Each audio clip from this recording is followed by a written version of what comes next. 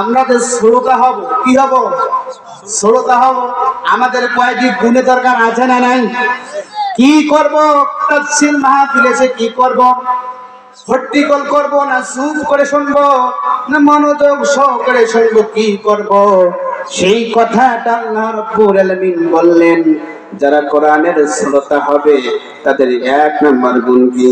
আল্লাহ রাব্বুল আলামিন পবিত্র কোরআনুল কারীমের 58 নম্বর সূরা, সূরাটির নাম হলো সূরা মুজাদালা, আয়াত নম্বর হলো 11। আল্লাহ রাব্বুল আলামিন বলেন, ইয়া আইয়ুহাল্লাযীনা আমানু ইযা কিলা লাকুম তাফাসসাহু ফিল মাজালিসি ফাফসাহু ইয়াফসিহিল্লাহু লাকুম।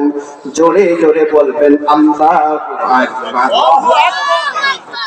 আল্লাহ রাব্বুল আলামিন পৃথিবীর সমস্ত ঈমানদার মানুষদেরকে ডাক দিলেন, আল্লাহু আকবার বলেন।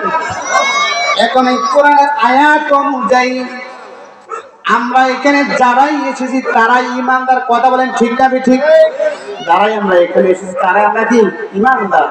আল্লাহ রাব্বুল আলামিন শুধু যারাই ঈমানদার তাদেরকে আয়াতের উপর ডাক দিলেন, বান্দারে শোনো, যখন তোমরা কোরআনের মাজলিসে যাবা, কথা রাখার কুকুরটা সরে দেন, প্রিয় কমিটি ভাইয়েরা, কুকুরটা সরে দেন, আমার দিনী ভাইয়েরা। আল্লাহ রাব্বুল আলামিন বলেন, হে ঈমানদার ব্যক্তিগণ শোনো, তোমরা যখন কোরআনের মাজলিসে যাবা, কোথায় যাবা? কোরআনের মাজলিসে যখন যাবা, যখন তোমাদেরকে বলা হবে তোমরা জায়গাগুলো প্রশস্ত করে দাও, ফাঁকা জায়গা পূরণ করো, অন্য ভাইদেরকে বসার সুযোগ করো, কথা রাখার। ধরে বলেন কথা রাখার। তাহলে যখন প্রিয় মুফাসসিররা যখন তাফসীর করবে, লোক কিন্তু জায়গা দেবে, জায়গা দেবে। এই জন্য আগেই বললাম, প্রিয় মুফাসসির যখন কোরআন থেকে তাফসীর করবে তাদের সময় কোনো নষ্ট করব না, ফাঁকা জায়গাগুলো পূরণ করে নেব, আর যারা দাঁড়িয়ে থাকবে তাদেরকে বসার সুযোগ দেব, কথা রাখা আমাদের। এই জন্য আমরা ফাঁকা জায়গা রাখবো।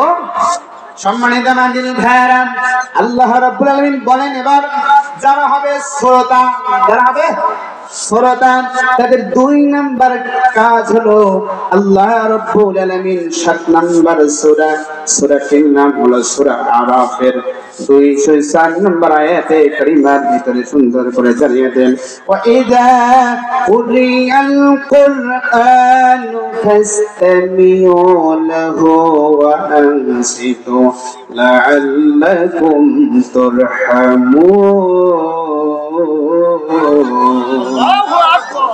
আল্লাহ রাব্বুল আলামিন বলেন, মানুষ শোনো, যখন তোমাদের সামনে কোরআনের আলোচনা হয়, কিসের আলোচনা করা হয়? ধরে কথা বলেন, কিসের? যখন তোমাদের সামনে কোরআনের আলোচনা করা হয় তখন তোমরা চুপ করে শুনবা। কি করে শুনবা? যখন হুজুররা কোরআন থেকে কথা বলবে, কোনো কথা বলা যাবে? বলেন, কথা বলা যাবে। এরপরে আল্লাহ রাব্বুল আলামিন বললেন চুপ থাকবা, এরপরে মনোযোগ সহকারে শোনা লাগবে, কথা রাখার। আর জোরে বলেন, কথা রাখার। এরপর আল্লাহ রাব্বুল আলামিন বললেন, বান্দা শোনো, যদি মনোযোগ দিয়ে কোরআন শুনতে পারো আর চুপ থাকতে পারো, আমি আল্লাহ রাব্বুল আলামিন কথা দিলাম, লাআল্লাকুম তুরহামুন, আমি তোমার উপর রহম করব। আমার দিনী ভাইরা ভালো করে শুনে নেন। এরপরে আল্লাহ রাব্বুল আলামিন বলেন, বান্দা শোনো, যখন এবার কোরআন পড়বা, কি পড়বা? যখন এবার কোরআন পড়বা তখন শয়তানের ওয়াসওয়াসা থেকে, শয়তানের কুমন্ত্রণা থেকে যার কাছে পানাহার চাবা তিনি হলেন কে? শয়তানের কুমন্ত্রণা থেকে যার কাছে পানাহার চাবো তিনি হলেন কে? এবার আসুন আমরা সকলেই পড়ে নেই সেই কথাটা। আল্লাহ রাব্বুল আলামিন কোরআনুল কারীমের 16 নম্বর সূরা, সূরাটির নাম সূরা নাহল, এর 98 নম্বর আয়াতে কারিমার ভিতরে সুন্দর করে জানিয়ে দিলেন, বান্দা শোনো, ফাইদা ক্বারাতাল কুরআনু ফাসতাইজ বিল্লাহি মিনাশ শাইতানির রাজীম। আল্লাহু আকবার বলেন। আমরা শয়তানের ওয়াসওয়াসা থেকে পানাহার চাইলাম কার কাছে? এরপর আল্লাহ রাব্বুল আলামিন বলেন বান্দা শোনো, শুধু শয়তানের ওয়াসওয়াসা থেকে পানাহার চলে হবে না। এবার যে তুমি কোরআন পড়বা, কার নাম নিয়ে কোরআন পড়বা? কার নাম নিয়ে? আল্লাহ। কার নাম নিয়ে? আল্লাহ। সেই কথাটা আল্লাহ রাব্বুল আলামিন বলেন বান্দা শোনো, তুমি যে এবার কোরআন পড়বা, আল্লাহর নাম নিয়ে কোরআন পড়বা।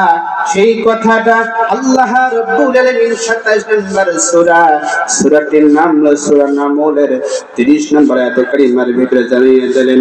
আল্লাহ রাব্বুল আলামিন বলেন ইন্নাহু মিন সুলাইমান ওয়া ইন্নাহু, আমার সঙ্গে জোরে বলেন বিসমিল্লাহির রহমানির রহিম। জোরে জোরে বলেন আল্লাহু আকবার।